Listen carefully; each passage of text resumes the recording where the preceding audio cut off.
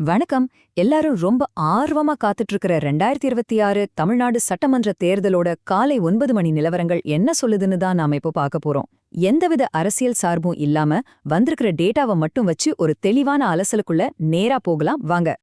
இது சரியா காலை 9 மணிக்கான முதல் கட்ட முன்னிலை நிலவரம்.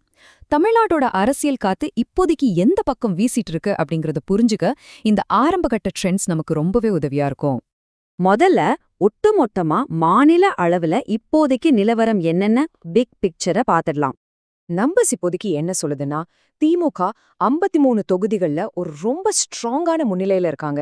அவங்களுக்கு அடுத்தபடியா அதிமுக 20 தொகுதிகள்ல முன்னிலை வகிக்கிறாங்க. இதுல ரொம்ப சுவாரஸ்யமான விஷயம் என்னன்னா, தமிழ் நீதி கட்சி 9 தொகுதிகள்ல முன்னிலையில இருந்து தேர்தல் களத்துல தங்களுக்கான முதல் பெரிய ஆதரமலைய பதிவு பண்ணிருக்காங்க. அடுத்து இந்த நம்பர்ஸோட பின்னணிக்குள்ள கொஞ்சம் போகலாம்.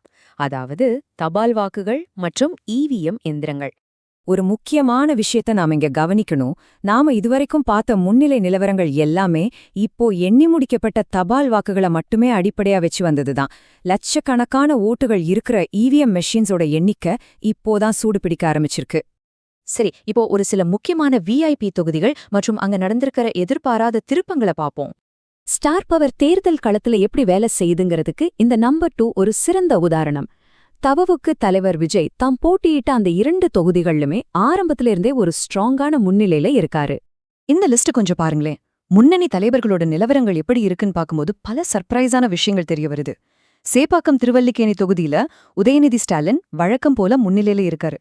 ஆனா திருச்சி மேற்கு, மதுரை மேற்குன்னு சில தொகுதிகள்ல மூத்த தலைவர்களோட தற்போதைய ட்ரெண்ட்ஸ் நிஜமாமே பெரும் விவாதத்தை ஏற்படுத்தியிருக்கு. தபால் வாக்குகள்லே இப்படி ஒரு ஆச்சரியமான்னு கேக்குற அளவுக்கு சில முடிவுகள் வந்திருக்கு.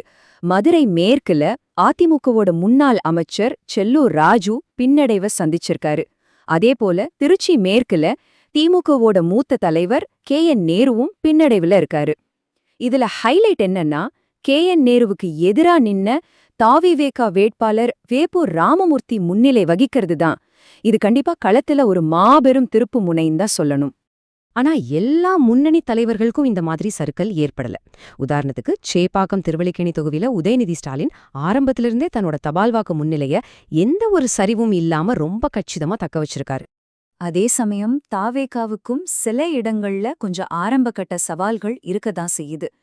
திருச்சி கிழக்கு தொகுதியில போட்டியிடுற தாவேகா வேட்பாளர் ஜோசப் இந்த தபால் வாக்கு நிலவரப்படி இப்போதைக்கு பின்னடைவை சந்திச்சிருக்காரு.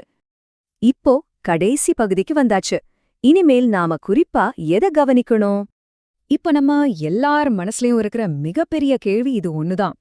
தபால் வாக்குகள்ல நம்ம பார்த்த இந்த முன்னிலை நிலவரங்கள் லட்சக்கணக்கான இவிஎம் ஓட்டுகள் எண்ணப்படும் போதும் அப்படியே நீடிக்குமா? இல்ல இந்த இவிஎம் மிஷின்கள் யாருமே எதிர்பார்க்காத அளவுக்கு களத்துல வேற ஏதாவது புதிய திருப்பங்களை கொண்டு வருமா? பொறுத்திருந்து பாப்போம்.